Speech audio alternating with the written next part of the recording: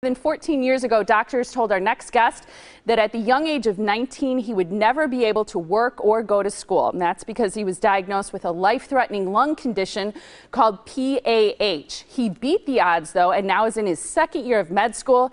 He works and volunteers. So Sean Wyman is here along with Dr. Victor Tapson with the Women's Guild Lung Institute. Good morning, guys. Morning.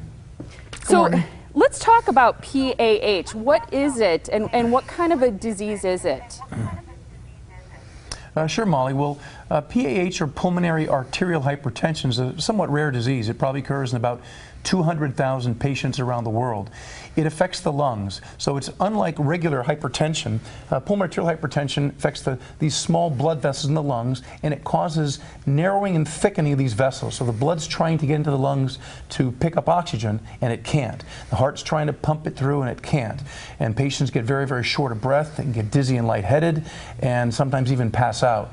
So it can be a tough diagnosis. Fortunately, over recent years, we've come up with a number of medications and discoveries for this disease, so patients do a lot better now than they used to. Is it unusual that someone as young as Sean, 19 years old, to be diagnosed with this? Well, you can get this disease at any age. It can be from the newborn to elderly. But generally speaking, it does tend to occur in younger patients, age 20, 30, especially around 40. So it's not unusual at all, and it's more common in women, about 4-to-1 ratio women to men. And Sean, tell us what it was like for you to live with this condition. Prior to my diagnosis, I was having difficulty even just walking down the street. I'd get short of breath, and it felt like I had an elephant tap dancing on my chest in stilettos. A couple instances I actually passed out, and my friends and family noticed that I had like a blue tinge to my lips and my fingernail beds, and they said that I should probably go to the hospital.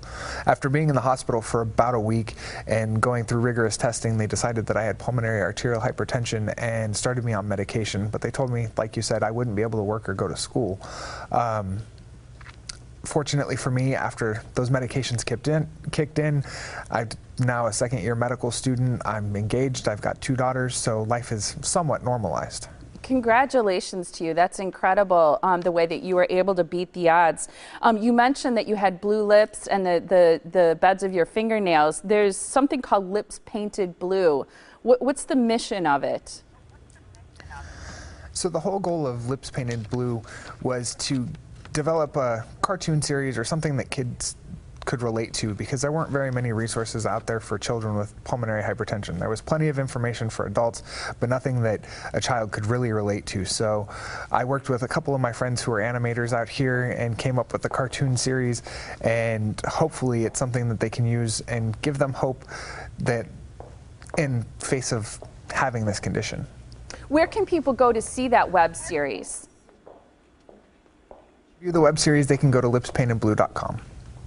And doctor, let's talk about people living with this disorder. Is it often that people go a long time before being diagnosed, or is it something that doctors are aware of and quickly diagnose? It's a great question, Molly. And unfortunately, there's often a delayed diagnosis. Patients often think they may be overweight or deconditioned. They may not report their symptoms of shortness of breath right away.